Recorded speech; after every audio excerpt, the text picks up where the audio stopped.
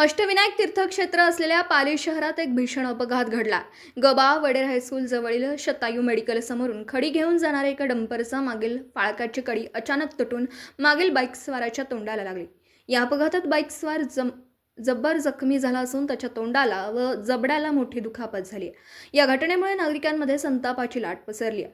सचिन केंद्रे असे जखमी बाईक स्वाराचं नाव असून ते जांभूळपाडा येथे ग्रामविकास अधिकारी आहेत। शतायू मेडिकलच्या समोरून बल्लाळेश्वर मंदिर बाजूकडे एक डंपर जात होता आणि त्याच्या बाजूने गबा वडेर हायस्कूलच्या बाजूकडे एक डंपर पुढे येत होता।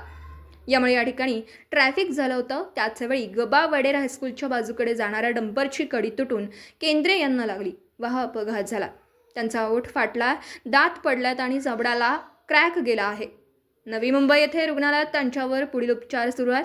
या अपघातानंतर पालीतील प्रलंबित बाह्य वळण मार्गांचा बायपास मुद्दा आणि प्रशासकीय अनास्था पुन्हा एकदा चर्चेत आली।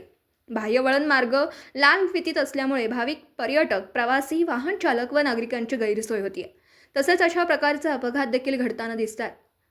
अष्टविनायक तीर्थक्षेत्र असल्याने नेहमीच येथे भाविकांची गर्दी असते। पाली हे तालुक्याचं ठिकाण आहे, परिणामी अनेक लोक कामानिमित्त येत असतात।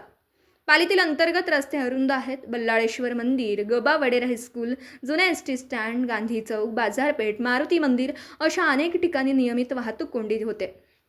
ही वाहतूक कोंडी सोडविण्यासाठी काही नाक्यावर काही वेळेस वाहतूक पोलीस तैनात असून देखील अरुंद रस्ते, अवजड वाहतूक, डबर व खडी वाहतूक करणारे डंपर, एकेरी वाहतुकीवरून दुहेरी वाहतूक आणि वाहन चालकांनी वाहतुकीचे नियम न पाळणे व रस्त्याच्या दुतर्फा अवैधरित्या पार्क केलेली वाहनं यांमुळे पोलिसांना या वाहतूक कोंडीवर नियंत्रण मिळवणं अवघड होत आहे। अनेक वेळा वाहतूक कोंडीमुळे रुग्णांना तसेच रुग्णवाहिकेस रुग्णालयात पोहोचवण्यास उशीर होतो। संध्याकाळनंतर मात्र बऱ्याच वेळा वाहतूक पोलीस तैनात नसतात, तर अनेक महत्त्वाच्या ठिकाणी ते नसतात आणि यावेळी सुद्धा बऱ्याच वेळा वाहतूक कोंडी होते आणि कोंडीचा प्रश्न गंभीर बनतो। Video reporter Dhamsheel Sawant, KTV news, Raigad. आपल्या परिसरातील बातम्या आमच्यापर्यंत पोहोचवण्यासाठी स्क्रीनवर दिलेल्या क्रमांकावर संपर्क साधू शकता। दूरध्वनी क्रमांक 9833235011।